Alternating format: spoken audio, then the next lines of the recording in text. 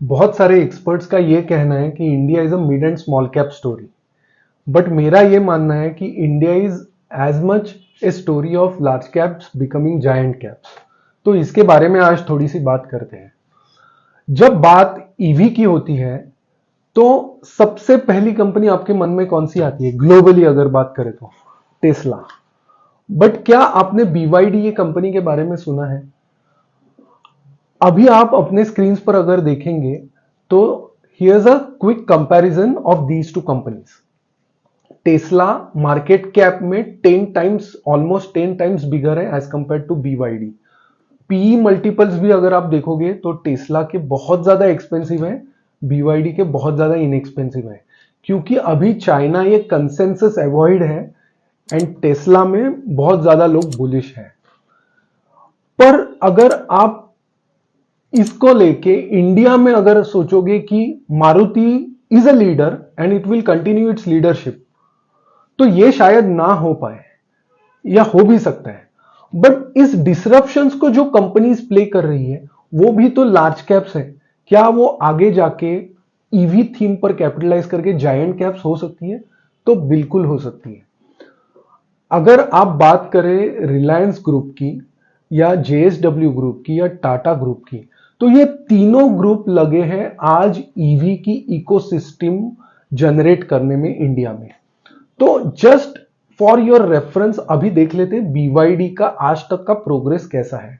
तो बीवाईडी एक company battery manufacturing से चालू हुई 95 में।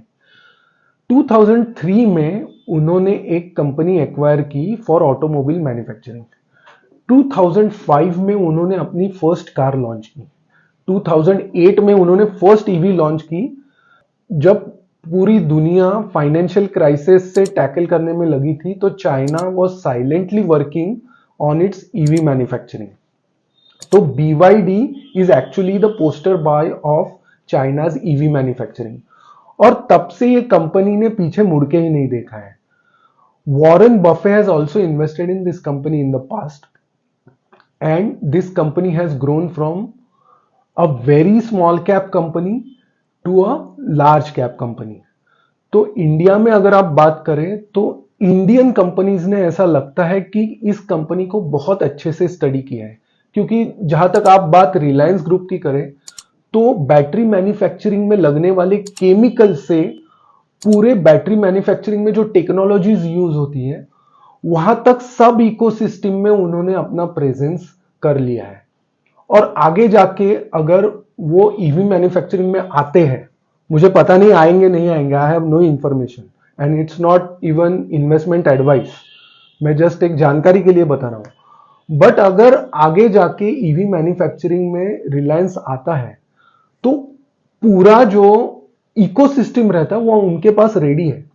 तो एक मजे की बात आपको बताता हूं, in some models up to 75% of raw materials that are used by BYD are homegrown, वो खुद मैन्युफैक्चर करते हैं। As compare to that Tesla का 45 से 50% कंपोनेंट का जो कंट्रीब्यूशन है वो दूसरी जगह से आता है, हो सकता है चाइना से आता है या और कोई जगह से आता है। बट जब आप पूरी एक इकोसिस्टम जनरेट करते हो तो you can easily become from large cap to giant cap. जहां तक टाटास की बात करें, Tatas are very close to building semiconductor fabrication plant in Gujarat. तो ये भी अपने आप में बहुत बड़ी उपलब्धि है। If you talk about JSW group investing in MG Motors, तो आगे जाके ईवी में कैपिटलाइज करने के लिए हो सकता है उन्होंने इन्वेस्टमेंट किया हुई। इसलिए मैं कहता हूं कि ऐसा बिल्कुल नहीं है कि आज जो डोमिनेंट पोजीशन में लीडरशिप मेंटेन करने वाला प्लेयर है वो कल जाके भी लीडर बनेगा। जो कंपनी डिसरप्शन के साथ रह सकती है वो लार्ज कैप जायंट कैप जरूर बन सकता है। तो इन्वेस्ट करने के वक्त इन बातों का बिल्कुल ख्याल रखिए। Mind your money.